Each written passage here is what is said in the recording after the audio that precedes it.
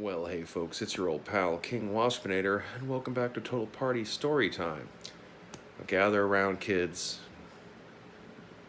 grab a s'more and your teddy bear, and snuggle up under your blanket. We're gonna tell you a little bit about the dark days at the end of the 20th century, the last few years, the 1990s. It was a barbaric period where new metal was on the rise, and onto the scene came a band called Limp Bizkit. Now, Limp Bizkit, in spite of being total crap, managed to ascend to great heights of popularity and made a ton of money in album sales and ticket sales on tours, and they even got to be part of that whole fiasco that was Woodstock and all that kind of good memories. And how is Limp Bizkit remembered now, all these years later? Why do I bring this up? Quite often, and comments, and sometimes even in my own videos, because it is something to cite when talking about all this chaotic quagmire that is the current state of the tabletop role-playing game hobby. Is the whole issue about Wizards of the Coast is still going to make money anyway, and it's popular, don't you know? Well, like Limp Bizkit, what good is money and popularity if in the end history remembers you as the band that kind of sank the new metal scene, emblematic of everything that was wrong with it. Sure, a couple of executives can breeze through the company, spend a few years screwing everything up, and jet away on gold-plated jet skis to their little yacht retreats out there in the Pacific. But so what? Are they going to leave the hobby in shambles? I'm more concerned about the overall ecosystem of the hobby itself. I did not come into role-playing games through the lens of Dungeons and Dragons, and my formative years were all well before the OGL was a thing. And there is a clear line you can draw in how the culture acts pre-OGL and post-OGL.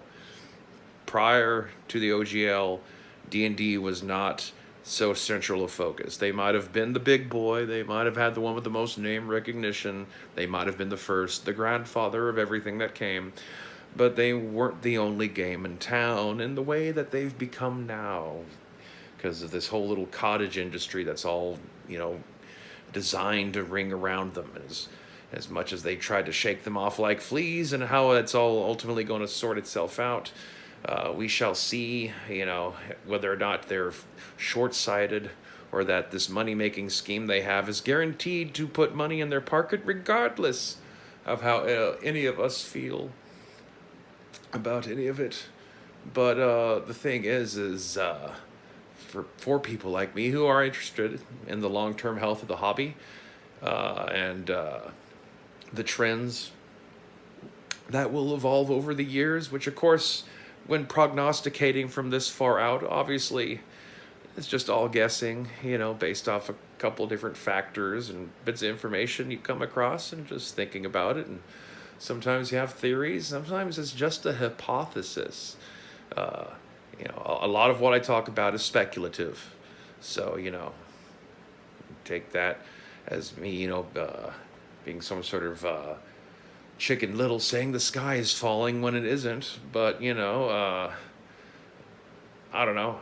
I from my own perspective, I feel I actually have a pretty good track record of predicting things ahead of time. They don't always necessarily manifest in the exact form, I say. But, look at Nostradamus. Anyway, I guess that's about all I have to say. Who gives a shit if Wizards of the Coast makes a ton of money ripping people off? And that 10 million people are going to line up to be ripped off. What does that prove? Does it have anything to do with the quality of the product that they're putting out there? The mainstream tastes tend to be pretty trashy. I mean, look at the stuff out there that's actually really popular, outside of our role-playing game bubble. I mean, look at real mainstream culture and look at the stuff that's liked and the people that are promoted. Saying something's making a lot of money or is really popular to me is not any indication that that's actually worth my time. In fact, quite the opposite. So I'll leave that at that. All the stuff. Get out of here.